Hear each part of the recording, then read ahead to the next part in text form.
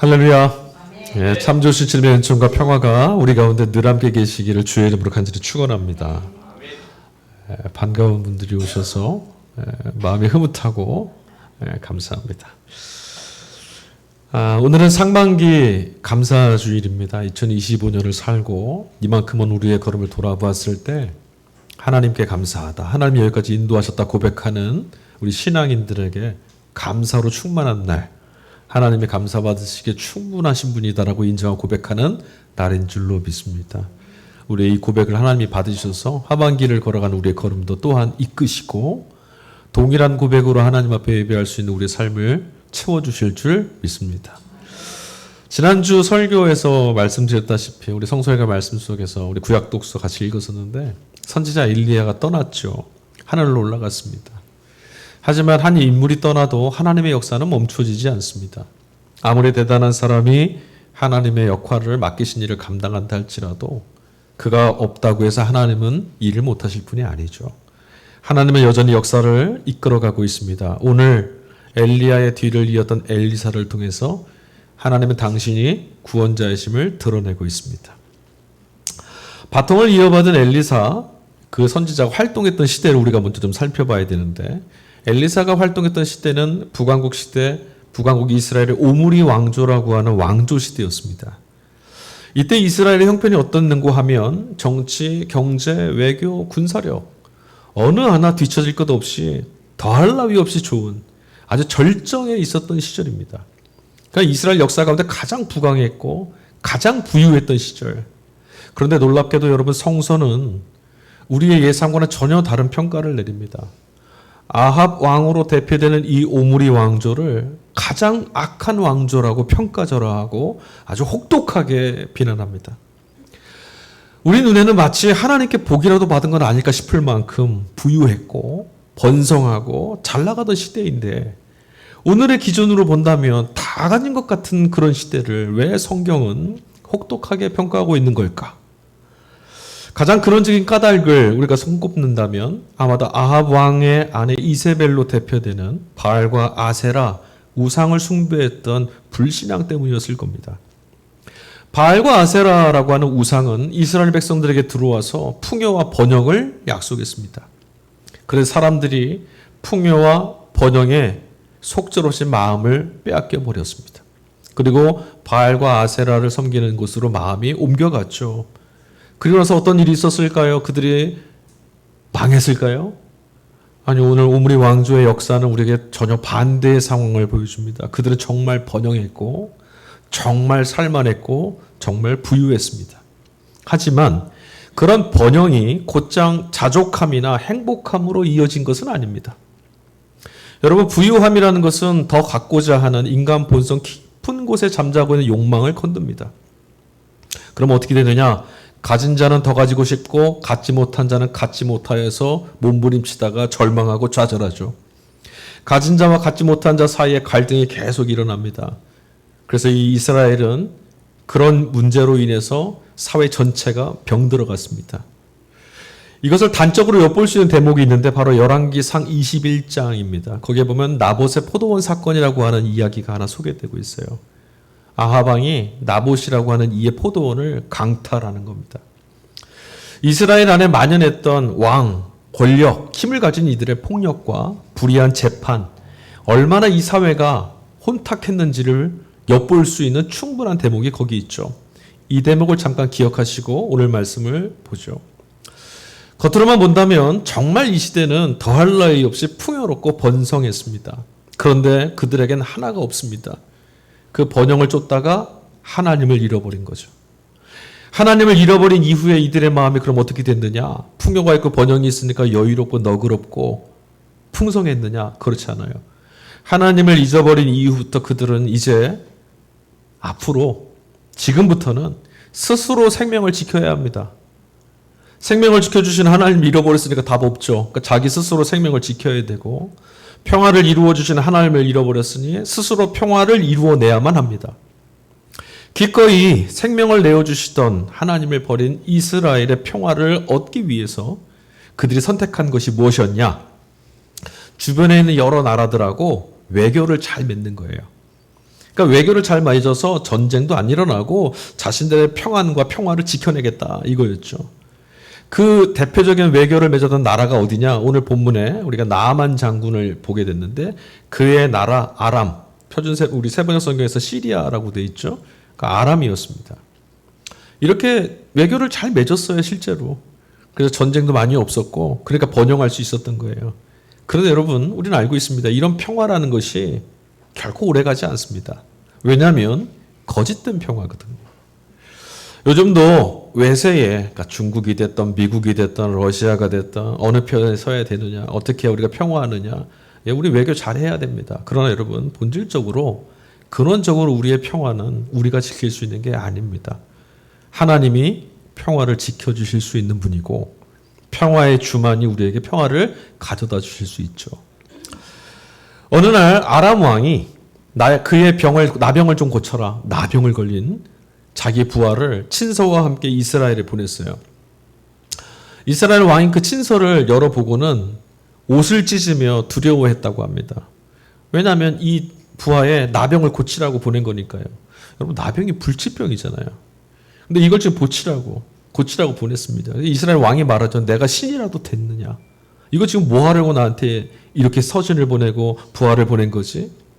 나만이 두려워했던 까닭은 하나입니다. 평화가 깨졌거든요. 이거 분명 병 고치라고 나한테 보낸 다음에 못 고쳤으니까 전쟁 구실 삼으려고 하는 거다. 덜컥 겁이 났어요. 여러분, 이 본문에서 우리는 알고 있습니다. 결국 하나님의 사람 엘리사가 이 나아만의 병을 고쳐줍니다. 그리고 그는 평화롭게 돌아가죠. 오늘 우리가 같이 읽은 말씀, 이 성서 일과에 나와 있는 구약 본문이 이 성서 기자가 우리에게 전하려고 하는 건 뭘까요? 오늘 이 말씀 앞에서 있는 저와 여러분들에게 외치는 음성이 뭐냐는 거죠. 나병이라고 하는 불치병을 정말 신비로운 방식으로 고쳤다. 이걸 우리에게 가르쳐 주려고 하는 걸까요? 아니면 엘리야의 뒤를 이었던 선지자 엘리사, 야, 그는 정말 능력 있다. 엘리야의 뒤를 이을 만한 사람이다. 이것 말하려는 것일까요? 허기사 요즘에도요, 이런 우리 생각하는 분들이 많이 있는 것 같아요. 가난이나 질병 같은 것을 마치 죄의 결과라거나 하나님이 벌 주신 거다, 징계다. 이런 식으로 말씀을 나누는 분들이, 생각하는 분들이 많은 것 같아요. 여러분, 오늘 우리 그리스도인들의 신앙이라는 것이 자꾸만 모든 것을 돈으로 환산하고 인생이란 것도 손익계산하는 것처럼 그렇게 평가하려고 하는 세상의 논리를 자꾸만 닮아가는 것 같습니다. 신앙을 도구화하고 하나님과의 관계를, 그러니까 우리와 관계 맺으시려는 하나님을 오해하게 만들고 그 하나님을 잃어버리게 만드는 대단히 성경적이지 않고 대단히 그릇되고 위험한 해석이라고 할 수 있습니다. 여러분, 우리는 눈에 보이는 것들, 모든 것들을 눈에 보이는 것들, 그리고 얼마나 부유하고 얼마나 성공했는지 이런 것들을 통해서만 해석하려고 드는 이런 어리석은 판단과 해석에서 좀 벗어나서 과연 하나님은 그런 상황에서도 그런 삶에서도 우리에게 누구이시냐라고 질문하고 예수 그리스도의 십자가 부활을 통해서 하나님은 이런 분이시다라고 하는 확신과 믿음을 통해 어둠의 세상 가운데서 빛 가운데로 걸어갈 수 있는 신자 될 수 있기를 바랍니다. 여러분, 사실 우리는 예수를 믿어도 얼마든지 병에 걸릴 수 있습니다. 예수를 믿어도 믿음이 있어도 고난을 겪을 수 있고 심지어는 죽음을 직면할지도 모릅니다. 신앙이란 것은 도대체 뭘까요? 신앙이란 것은 이런 현상들을, 이런 눈앞에 닥쳐올 미래를 피해갈 수 있는 어떤 신묘한, 신기한 비법이나 요행이 아닙니다. 오히려 그런 일들이 파도처럼 덮쳐온다 할지라도, 그런 상황에 놓여 있을지라도 하나님을 신뢰하면서 그 안에서 제게 주어진 몫의 삶을 감사하며 넉넉하게 힘차게 걸어갈 수 있도록, 살아낼 수 있도록 해주는 특별한 경험이고 특별한 능력이라는 거죠. 신앙 있는 사람들은 시련이 없는 게 아니라 시련을 딛고 걸어가고, 신앙 있는 사람들은, 하나님께 의지한 사람들은 고난에 무너지는 것이 아니라 고난을 이겨내는 사람들이죠. 죽음조차도 어찌할 수 없는 사람들. 우리의 신앙이란 것이 이런 것 아니겠습니까? 오늘 본문의 말씀을 잘 이해하려면 그 뒤에 바로 이어지는 대목도 함께 읽어보면 좋겠어요. 오늘 같이 읽지는 않았지만 열왕기하 5장 26절에 가보면 그 이하의 본문에 특별한 이야기 한 토막이 나오고 새로운 사람이 등장합니다. 엘리사의 종이었던 사원 게하시입니다. 엘리사가 26절에 보면 게하시를 아주 심하게 꾸짖어요. 제가 읽어드릴게요. 지금이 어찌 은을 받고 옷을 받으며 감람원이나 포도원이나 양이나 소나 남종이나 여종을 받을 때이더냐? 다시 한번요. 지금이 어찌 은을 받고 옷을 받고 감람원, 포도원, 양이나 소나 남종이나 여종을 네가 받을 때이더냐? 이게 어떤 상황에서 준 말이냐면 나아만이 나와서 고향으로 돌아갑니다. 그가 왕에게서 많은 하사품을 받았잖아요. 근데 그것을 주려는 엘리사가 하나도 안 받아요. 그거 들고 이제 돌아가는 겁니다. 병이 나와서. 그때 엘리사의 종이었던 게하시가 나아만을 뒤쫓아가요. 뒤쫓아가서는 당신 병이 나았으니, 물론 성경 본문에 그 말은 안 나와 있지만 한턱 내고 수고비 좀 내고 가라 이거겠죠. 나아만이 뒤쫓아온 게하시에게 자신이 들고 왔던 은과 옷과 금을 내어줍니다. 이걸 엘리사가 알게 됐어요. 그리고 나서 26절에 이 혹독한 책망을 하는 겁니다.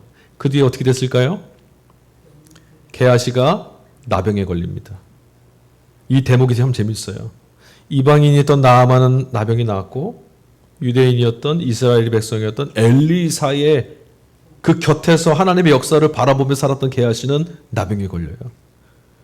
질문 한번 드려볼까요? 게하시는 도대체 뭘 잘못했습니까? 왜 나병에 걸렸죠? 재물을 얻으려던 탐욕과 욕심 때문일까요? 네, 물론 그런 욕심도 있습니다. 하지만 이건 직접적인 이유는 아닙니다. 사실 여러분 겉으로 드러내진 않아도 우리 안에도 이런 마음들이 있습니다. 부자를 보면 부럽고 잘 사는 사람을 보면 부럽고 그렇게 살지 못하는 나를 보면 좀 서럽고 이런 마음이 우리 안에 저 깊은 곳에는 여전히 남아있어요.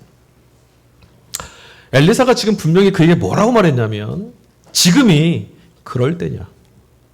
지금이 네가 은이나 금이나 남종이나 여종이나 소나 양이나 포도원이나 감람원이나 이런 것들에 마음을 둘 때냐라고 물어요.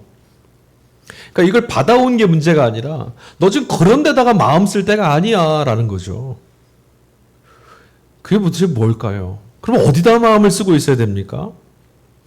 게하시가 왜 이런 욕망에 휘둘렸는지 그걸 우리가 좀 들어봐야 돼요. 엘리사는 이런 거에 휘둘리지 않았잖아요. 근데 게하시는 왜 그랬을까요? 왜 우리처럼 부자를 보면 부럽고 이런 나아만의 재물을 보니까 갖고 싶고 그런 마음이 왜 들었을까요?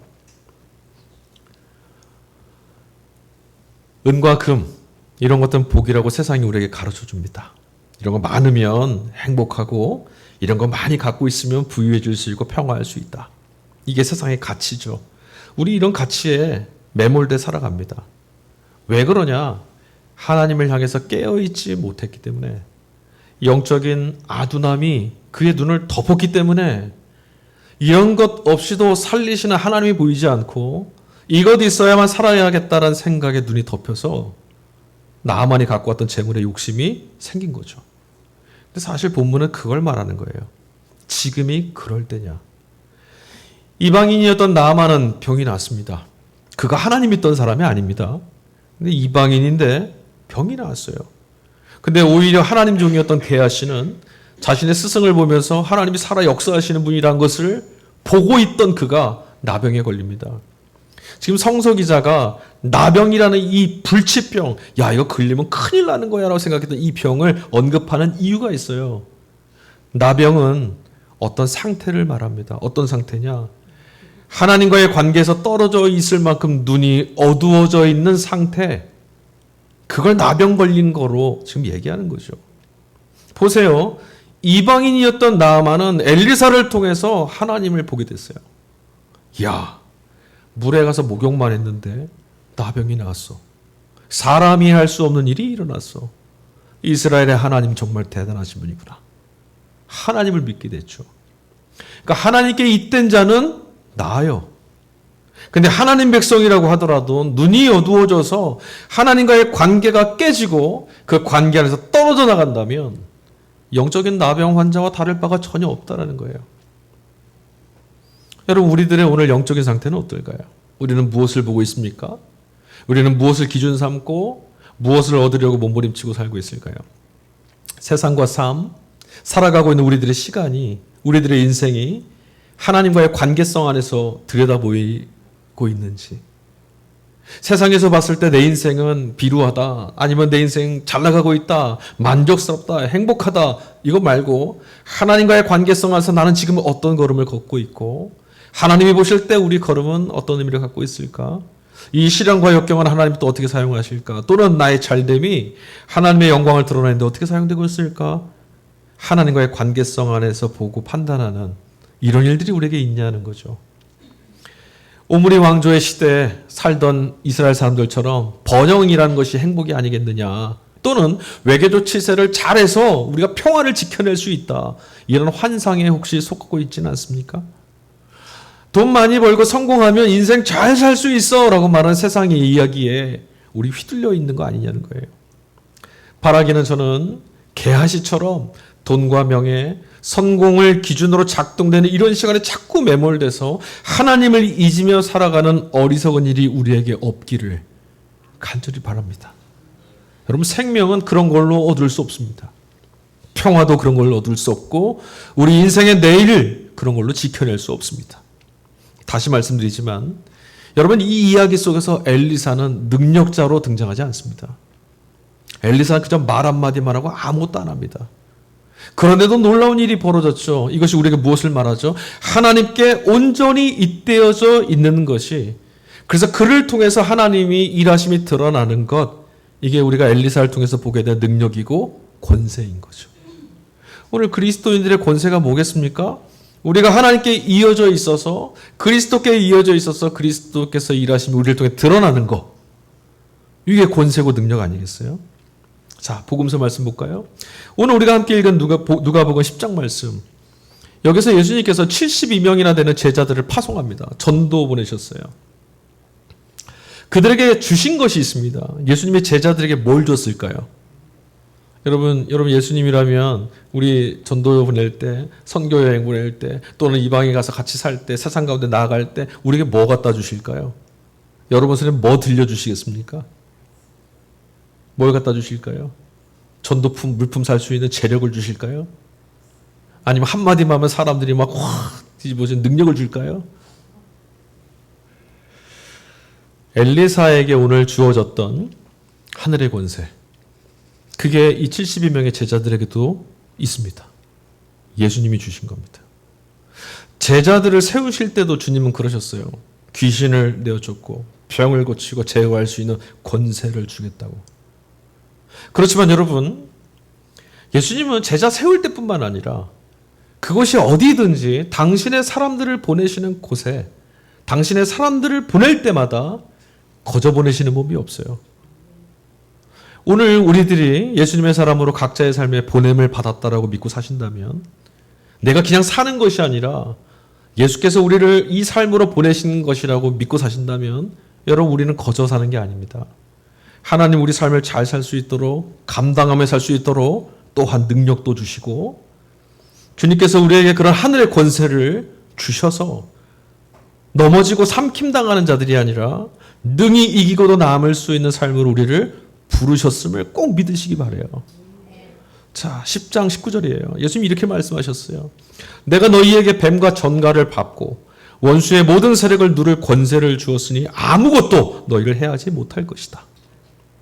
하늘의 잇된 능력, 헬라어로 엑수시아라고 하는데, 지금 이 엑수시아의 능력이, 권세가 어떻게 드러납니까? 귀신도 항복하고 쫓겨나가게 만드는 권세예요. 이 권세는 주님의 제자로 살아가는 이들에게만 주어지는 권세입니다. 이 권세는 돈이나 명예로 살 수 없습니다. 주님과 함께 한 운명이 되어서 주님 가신 길을 따라 사는 이들, 주님과 한 마음이 돼서 살아가는 이들에게 주님이 주시는 매우 특별한 선물이고 능력인 거죠. 그러나 여러분, 오해는 하지 마세요. 귀신이나 사탄도 항복하게 만드는 권세라고 하니까 우리 이런 말씀을 들으면 좀 우쭐해져요. 마치 세상을 마음대로 막 휘두를 수 있을 것만 같은 어떤 힘이 생긴 것처럼, 아니면 내가 무슨 뛰어난 영웅이라도 된 것처럼 이런 생각을 하기가 쉬워요. 이렇게 떨어지는 분들을 많이 봤어요. 그런데 여러분, 오늘 본문의 말씀 보니까 실제로 제자들도 귀신이 내어 쫓겨나가는 걸 보니까 무척 고무되어 있었어요. 와, 우리가 주님의 이름으로 나가서 이렇게 전도했대요. 귀신들이 막 내쫓기고 사탄이 막 떨어지고 이런 것들을 봤어요. 이야 대단하다. 근데 주님이 그렇게 돌아온 이들에게 한 말씀을 하셨죠. 20절입니다. 그러나 귀신들이 너희에게 굴복한다고 해서 기뻐하지 말고 너희의 이름이 하늘에 기록된 것을 기뻐하여라. 뭐가 더 중요한 거예요 지금? 주님이 지금 너네 지금 여기다가 시선을 두지 말고 이게 더 중요한 거야 라고 하시는 무엇이죠? 귀신이 사탄이 하늘에서 벼락같이 떨어지는 일입니까? 아니면 우리의 이름이 하늘에 속해 있는 겁니까? 하늘에 속해 있는 것 이것 기뻐하라. 귀신을 굴복하게 해서 하나님의 자녀가 되는 게 아니에요. 하늘에 이름이 기록되어 있는 하나님의 자녀들이라면 귀신도 내쫓을 수 있는 거죠. 그럼 훨씬 더 근본적으로 중요한 건 뭐냐? 하늘의 자녀, 하나님의 자녀가 돼서 우리 이름이 하늘에 기록된 것. 너희는 이게 기쁘냐? 물어보시는 거예요. 여러분 어떠세요? 귀신을 내쫓을 만한 권세와 능력이 우리 안에서 막 나타나고 발현되는 일들, 그것과 내가 하나님의 자녀, 하나님의 자녀로서 주님의 나라에 이름 새겨져 있다는 사실, 어느 게 더 기쁘십니까? 솔직하게 말해봐요. 솔직하게, 정직하게. 여러분 예수님의 시선은 아주 분명한 것 같아요. 권세, 능력 그 자체보다 이 권세를, 이 능력을 가능하게 하시는 하늘과 잇대어져 있는 것, 하나님과의 관계가 예수님께는 훨씬 더 중요했어요. 권세의 핵심이 뭐냐? 하나님 경험이에요. 정말 그렇습니다, 여러분. 여러분 귀신들이 항복하고 떠난다고 해도요, 그건 아주 일시적인 겁니다. 그걸 속으면 안 돼요. 어둠을 내쫓는 것도 마찬가지죠. 어둠을 내쫓은 것 같지만 어느새 보면 빛과 빛이 있는 것 같지만 그 빛 가운데 어둠이 또 기생하고 있는 걸 우리 보게 돼요. 악한 세력을 내쫓았는데 어느새 또 나타나서 얼굴을 들이댑니다. 아픈 사람들이 기적같이 나음을 입어요. 근데 여러분 결국 또다시 아파요. 아무리 공평한 세상이 열린다고 해도 여전히 억울함 때문에 눈물 짓는 이들이 생기기 마련이고, 정의가 세워졌다, 정의로운 세상이 된 것 같다라고 말해도 다시 무너지게 될 것이며, 여전히 우리 주변에는 죽음의 이야기가 끊어지질 않습니다. 아무리 대단한 삶을 살고 있다 하더라도 우리는 죽음의 문제를 스스로 해결할 수가 없어요. 요한의 계시록 말씀에 가보면 마지막 심판의 날이 이를 때까지 사탄과 어둠은, 죽음은 끝까지 세상을 어지럽히고 하나님의 백성들을 무너뜨리려고 그때까지 끝까지 자기 일을 합니다. 그러니까 우리가 지금 귀신 내쫓았다고 해서 야, 다 끝났어? 아니라는 거예요. 그래서 여러분 우리 그리스도인들은 내가 열심히 뭔가를 해서 열심히 일도 하고 또 우리 주님의 이름을 사역도 열심히 해서 세상을 바꿀 수 있다. 우리 그리스도인들은 그렇게 말하지 않습니다. 궁극적으로 여러분 세상을 바꿀 수 있는 것, 세상을 구원할 수 있는 것, 세상의 평화를 이룰 수 있는 것 하나님께 달려 있습니다. 아무리 나라가 대단하고 세계가 아무리 노력을 해도 평화는 이루어지지 않습니다. 오늘의 현실이 그걸 우리에게 입증하고 있어요. 우리 인생도 마찬가지입니다. 우리 인생을 누가 건져내겠습니까? 그래서 예수님께서 말씀하신 거예요. 귀신들이 너희에게 항복한 거 그거 기뻐하지 말고, 하나님께 이어져 있으면 그건 언제나 일어날 수 있는 일이니까 그것 말고 오히려 너희가 지금 하나님께 이어져 하늘의 이름이 새겨진 하나님의 자녀라는 사실을 기뻐해라. 너희는 초대받았고 그 안에 있는 자들 아니냐. 우리는 본과 말을 자꾸 속아요. 도구와 목적을 자꾸 헷갈리는 것 같아요. 주님이 계시면 이런 일이 일어나는데 이런 일 때문에 주님을 자꾸 잃어버려요. 그러므로 여러분, 우리 그리스도인들은 신앙인으로서 세상을 고쳐낸다거나 정의롭게 만드는 것을 신앙의 목표로 삼지 않습니다. 오직 하나님께 의존하여서 오늘 하나님께만 잇대어져 살아가는 것, 이것만이 신앙의 본질이기 때문이죠. 그렇다고 오해는 하지 마십시오. 정의로운 세상을 만드는 일에 무관심하거나 외면하고 그냥 세상 어찌 돌아가든 상관하지 말고 너 신앙생활만 하라, 이런 뜻으로 드린 말씀이 아니에요. 신앙으로 살아가는 우리의 정체성이라는 것이 이 고백이 있어야 된다는 거죠. 진정한 평화, 진정한 정의, 진정한 기쁨과 마르지 않는 소망과 구원, 어둠을 소멸하는 빛과 생명 되시는 예수 그리스도 하나님께만 이런 것들이 달려있다라는 것. 우리 그거 말하는 사람들이고 여기에 잇대어져 살아가야 된다는 거죠. 물론 제가 이렇게 말씀드린다고 해도 역시나 이런 신앙의 삶이란 게 결코 만만한 건 아닙니다. 지난주도 우리가 말씀을 같이 나눴지만 아무리 보아도 눈에 선명하게 들어오는 것은 귀신을 호령해서 내쫓는 이런 일들이 눈에 훨씬 더 잘 들어오죠. 확 들어옵니다. 와, 대단하다. 뿐만 아닙니다. 그런 경험들은요, 손끝에 잡힐 만큼 짜릿한 희열을 가져다 줍니다.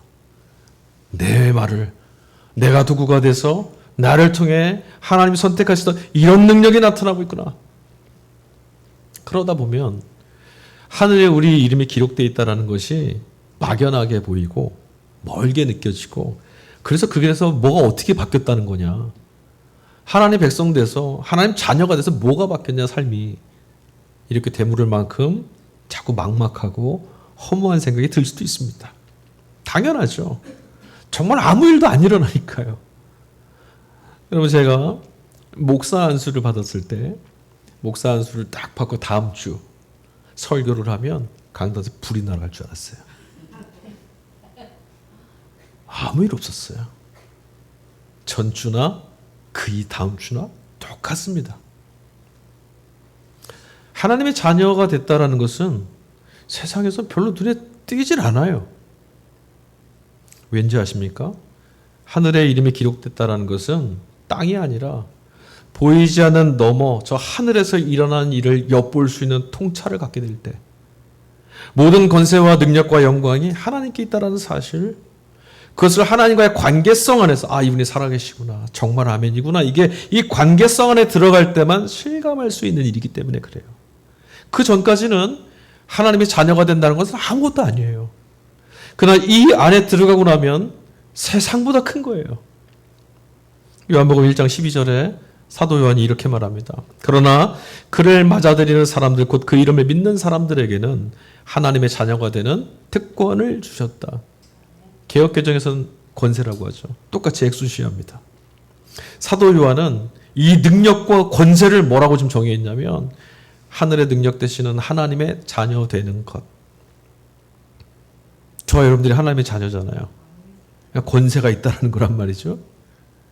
여러분, 하나님의 자녀가 된다는 것은 우리가 다른 사람들과 좀 남다른 어떤 특권, 특별한 대우를 받거나 특별한 사람, 대단한 존재가 된다라 이런 것이 아닙니다. 하나님의 자녀가 됐다는 것은 이제 내가 하나님과 하나가 됐다는 거예요. 예수 그리스도와 한 운명이 됐다는 거죠. 내가 가는 곳에 주님이 계시고 주님 가시는 곳에 내가 있는 거예요. 그리고 하나님과 하나가 된다는 것은 또 구체적으로 우리 삶에 무엇을 말하느냐? 하나님과 하나가 됐으니까 하나님과 하나 되는 거 어떤 겁니까? 어떻게 경험할 수 있습니까, 그걸? 이런 걸 보니까 내가 하나님과 하나 된 게 분명해. 뭐죠? 뭘 보고 알 수 있습니까? 없던 오로라가 막 생기나요? 광채가 납니까? 하나님과 하나가 된다는 것은 이제부터는 내가 하나님 없이 사는 세상과 달리 전적으로 하나님의 말씀, 하나님의 통치, 하나님의 나라, 여기 지금 이곳에 있으니 여기에 의존하여 여기에 잇대어져 살아가겠노라. 나는 이제 하나님과 한 운명으로 사는 인생을 살겠습니다. 이게 하나님과 하나 되는 거죠. 여러분, 지금 우리 곁에 하나님의 나라가 와 있습니다. 하나님의 나라는 이방인들이 말하는, 우상들이 말하는 언젠가 이루어질 내일이 아닙니다. 예수 그리스도와 함께 이미 우리 가운데 찾아와 있습니다. 이것을 보는 이들이, 이것을 실감하는 이들이 하늘의 말씀을 듣고 하늘의 손길을 붙잡고 하나님의 역사를 엿보는 이들이 바로 신앙인들인 거죠. 이걸 실감하냐는 거예요. 여기에 기대어져서 인생을 살아가는 이들은 두렵지 않습니다. 권세가 있으니까요. 그런데 하나님의 나라가 실제가 되지 않으면 언젠가, 그러니까 지금은 없다면 권세되지 않습니다. 지난 주일에도 말씀드렸지만 우리가 온전히 하나님께만 집중하고 온전히 하나님만 붙들고 살아간다는 건 너무나 중요하지만 이게 쉽지 않아요. 이미 우리는 하나님 없이 돌아가고 있는 세상을 살고 있고, 또한 여러분, 우리는 이런 세상을 떠나선 살 수가 없습니다. 그러다 보니까 돈이 모든 것을 결정짓게 되고 행복을 가늠하는 질서에 익숙해지게 되었고, 그렇게 되면 자꾸 눈을 뜨는 순간부터 잠들 때까지 무엇을 먹을까, 무엇을 마실까, 무엇을 입을까라고 하는 염려에서 벗어나질 못하는 거죠. 이런 건 여러분 남다른 의지나 결단만으로 거스를 수 있는 게 아니에요. 먹는 것, 입는 것, 마시는 것 나 신경 안 쓰고 나는 그냥 아무것도 두려워하지 않고 아무것도 염려하지 않고 살겠노라. 마음은 원이지만 삶이 우리에게 그걸 허락하지 않아요. 여기서 우리가 자유를 얻고 해방을 얻을 수 있는 그런 유혹과 권세를 짓누를 수 있는 힘과 권세를 어디서 얻을 수 있느냐? 세상보다 큰 능력에 기대는 것밖에 답이 없죠. 답이 없어요. 안 그러면 아무도 못 이깁니다. 우리를 찾아오는 세상보다 큰 능력, 전혀 새로운 그 세상이 있다라고 하는 새로운 인식, 그리고 그 삶을 대하는 하나님의 나라가 임하였으니 새롭게 살아야겠구나라고 하는 새로운 차원의 가치. 이전까지는 이런 것들 동안 이런 걸로 작동되는 세상이었는데 그게 아니라 새로운 시대가 왔고 새로운 세상이 열렸으니 그리스도께서 그 세상을 열었으니 그런 가치를 갖고 살아야겠다는 새로운 가치가 우리의 눈을 띄워야만 자유로울 수 있어요. 안 그러면 천이 없는 사람도 무섭습니다. 목사님이라고도 똑같이 무섭습니다. 평신도라 하더라도, 이름 없는 신자라 하더라도, 오늘 예수를 믿는 자라 할지라도 하나님의 나라를 엿본 이들은 두려워하지 않아요. 그래서 여러분 하나님의 권세를 힘입는 그분의 자녀가 된다는 것, 보이지 않는 하나님의 나라를 실감하는 눈을 뜨고 듣지 못하던 귀가 열려지는 사건, 이것이 하나님 자녀가 되는 겁니다. 그럼 여러분 우리 자문하면 돼요. 내가 지금 이 속세, 이 세속의 온갖 시름 속에 소란스러운 소리 가운데 하나님의 말씀, 하나님의 소리, 하나님의 음성을 천둥소리처럼 지금 듣고 있는지, 절망스러운 세상을 보면서 하나님의 역사가 이루어지고 있음을 눈으로 실감하며 보고 있는지, 그것 보시면 알 수 있어요. 내가 하나님의 자녀인지. 하나님의 나라를 실감할 수 있는 은혜가 우리 가운데 있기를 간절히 소망합니다. 예수님 분명히 그 나라를 갖고 오셨거든요. 그리고 오늘도 그 나라를 살아가는 이들이 있습니다.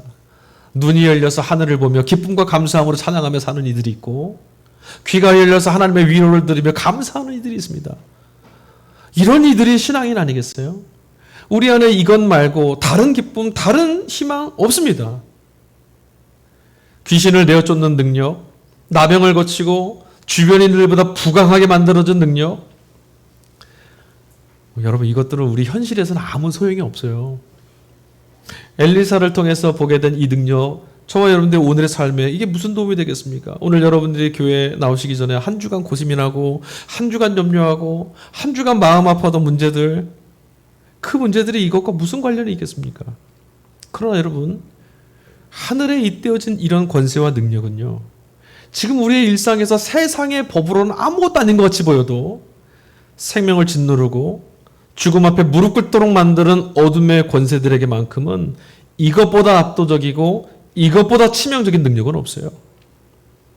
우리를 마음을 주눅들게 만들고 자부러지게 만드는 모든 어둠, 이것을 쫓아낼 수 있는 건 하늘의 능력밖에 없어요. 말 그대로 땅이 아닌 하늘의 능력이니까요. 주님은 19절 후반절에 이렇게 말씀하셨죠. 아무것도 너희를 해하지 못할 것이다. 여러분 이 말씀을 믿으십니까? 아무것도 너희를 해하지 못할 것이다. 이게 믿어질 수 있으면 좋겠어요. 다시 한번 말씀드립니다. 성경은 하나님의 자녀가 되고 하나님과 하나 되는 것, 그것만이 권세라고, 그게 복이라고 말합니다. 세상에 악한 힘이 개입할 수 없는 복음의 세계, 넓은 하나님의 품 안에 안기는 하나님의 나라를 살아가도록 용납된 일, 이보다 큰 일이 어디 있겠습니까? 사랑하는 교회 여러분, 우리는 주 예수 그리스도를 통해서 그분을 믿음으로 이미 이런 하늘의 능력을 얻은 자들이라는 것을 받아들이십시오. 그러므로 이후부터는 만물의 찢기처럼, 제국의 노예처럼, 세상의 종처럼 비굴함에 짓눌리지 마십시오. 두려움이 몰려오걸랑 눈을 들어서 하늘을 올려다보십시오. 이제부터는 귀를 열고 세상이 말하는 위협을 거절하고 주님으로부터 들으십시오. 하늘은 비어 있는 곳이 아닙니다. 이미 우리를 향해서 열려 있습니다. 이 사실에 온 마음과 온 영혼을 집중하며 사십시오. 그러면 마침내 어느 순간 때가 이를 때 아무리 보잘것없어 보이는 인생이라 할지라도 이제부터는 하나님에 의해서 내가 보호받고 있었구나. 하나님께서 그 작은 걸음 하나하나뿐만 아니라 모든 삶과 역사를 이끌고 계셨다라는 사실이 한눈에 들어오는 날이 올 줄로 믿습니다. 고난과 역경 같은 상황뿐만 아니라 심지어 죽음에 내몰린다 할지라도 우리 자신이 결코 포기하시거나 잃어버리시지 않는 하나님 사랑 안에 있음을 믿게 된다면 우리는 날마다 기쁨에 충만하여서 살 수 있을 겁니다. 그 사랑이 두려움을 내쫓고 거친 세상 속에서도 제 몫으로 살아가도록 우리를 이끌어 줄 겁니다. 당신의 사람들을 반드시 지키시는 분이 계시므로 한 번 하신 약속은 반드시 이루시는 분이 계시므로 어떤 어둠도 우리를 해치 못할 만큼 내 영혼은 안전하다는 것을 믿고 성령의 인도하심을 따라 세상을 호령하며 걸어가실 수 있는 저와 여러분들이 될 수 있기를 날마다 언제나 어떤 상황에서라도 하나님과 함께하고 있으니 주님과 함께하고 있으니 그 나라를 살고 있으니 기쁨이 충만한 이유가 있는 주님의 자녀로 살아가실 수 있기를 주님의 이름으로 간절히 축원합니다. 아멘. 우리 이 시간에 함께 찬양하겠습니다. 앞서 얘기한 것처럼 우리는 감사하고 기뻐할 충만한 이유를 가진 사람들입니다. 하늘의 자녀가 되었고 하나님의 백성이 되었으며 그리스도 예수를 머리로 하는 그분의 운명, 그들의 인생, 그분의 인생 거기 동참된 사람들이 됐으니까요. 우리의 인생은 아무리 내몰려 있어도 버려지지 않았습니다. 우리 인생은 아무리 보잘것없어도 주님과 함께하는 인생입니다. 이것만으로도 충분하다. 이 감사가 우리 안에 터져나오는 눈이 열리기를 간절히 바라며 한 해의 절반을 살아온 우리의 걸음을 돌아보면서 이런 고백을 합시다. 날 구원하신 주님께 감사, 모든 것 감사. 이 찬양 같이 고백합니다.